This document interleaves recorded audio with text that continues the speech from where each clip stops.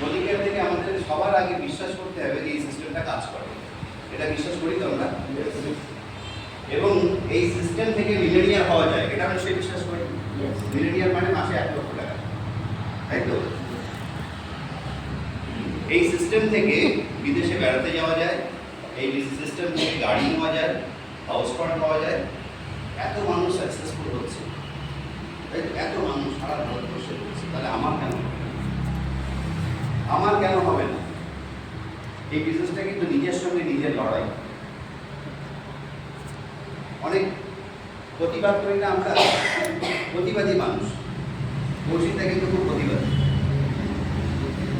একবার মনে আছে আমি এসি করছিলাম, কি একটা গন্ডগোল ছিল ইয়েতে, বারাসাতের ইয়েতে, মনে আছে? একটা চেয়ার ছেড়ে উঠে এসেছিলেন, কি একটা ব্যাপার কি হয়েছিল এখন মনে নেই, আমার লেগেছে একটা অসুবিধা, কিছু একটা হয়েছিল। সবারই কিন্তু অসুবিধাটা হচ্ছিল, কিন্তু মসজিদটা এগিয়ে এসে বন্ধ করুন, কিছু মনে আছে নাকি? মনে আছে? তারপরে মসজিদটা কিন্তু একটা প্রতিবাদী মানুষ।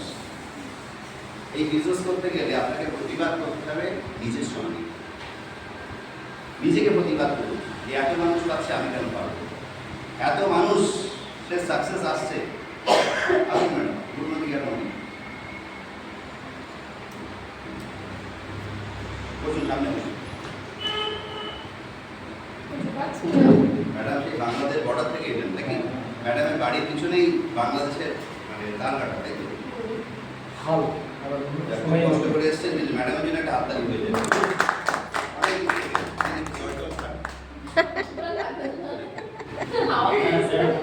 অনেক দূরে বাড়ি। আচ্ছা, তো এই বিজনেসটা হচ্ছে একটা লড়াই। সহজে কিন্তু এই বিজনেস থেকে যেটা পাওয়া যায় সাকসেস আপনাকে ধরা দেবে, তার আগে আপনাকে অনেক ভোগাবে, অনেক যন্ত্রণা দেবে, অনেক কষ্ট দেবে, এবং সেই যন্ত্রণা এবং কষ্ট আমরা হজম করেছি, হজম করতে পেরেছি বলেই কিছুটা সাকসেসফুল হতে পেরেছি। তো এই বিজনেসে প্রতি মুহূর্তে দেখুন আপনি বাধা পাচ্ছেন, অ্যাবস্ট্রাক্টেড হচ্ছেন, তাই তো? আপনার সামনে কিছু বাধা আছে, সেই বাধা আপনাকেই ওভারকাম করতে হবে। এবং একটা জিনিস জেনে রাখুন, যে বাধাগুলো আপনার সামনে আসছে এগুলো খুব কমন, সবার ক্ষেত্রে আসে, আপনি একা নন।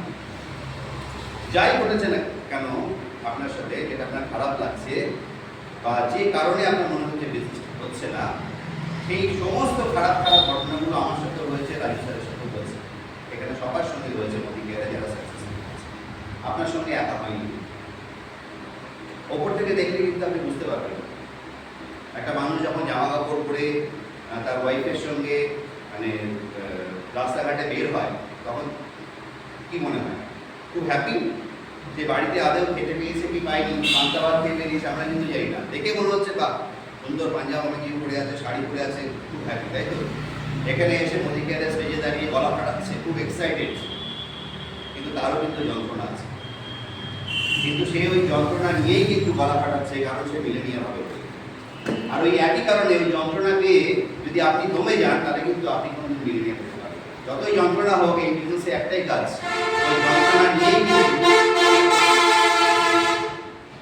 ওই যন্ত্রণা নিয়েই কিন্তু আপনাকে এই বিজনেসটা করতে হবে। যাই ঘটুন না কেন আপনার সাথে, কিচ্ছু হয়নি, ওগুলো খুব কমন ব্যাপার, যেটা হয়েছে ওটা হতে দিন আপনার সাথে। আপনি যেখানেই যাবেন না কেন, ওখান থেকে আপনি বেরিয়ে যেতে পারেন, ওই একটু আগে উদাহরণ দিলাম না, একজন ভদ্রমেলা এসে আমাকে বললো, স্যার আমার একটা প্লান শো আছে, একটা প্লান শো করার কাজ নয়, আমরা একটা প্লান শো করলাম, করে এবার তার দিকে তাকিয়ে থাকলাম, এটা নয় বিজনেস।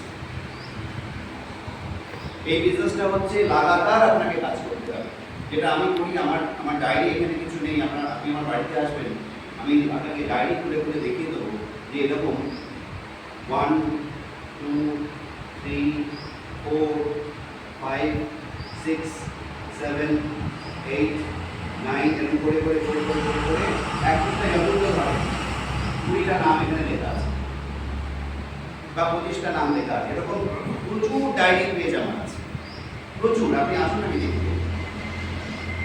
আবার পরের একটা পেজ যান, 1 2 3 4 5 এরকম করে 20 জনের নাম লেখা আছে। সবার পাশে রিমার্কস লেখা আছে।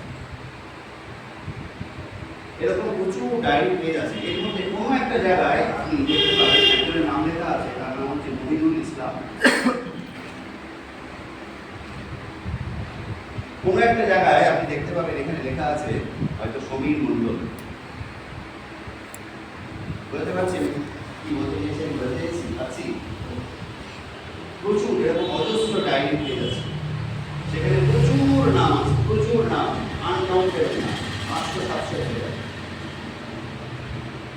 সবাইকে আমি কিন্তু মানুষ করেছি, তার মধ্যে বহু লোক জয়েন করেছে,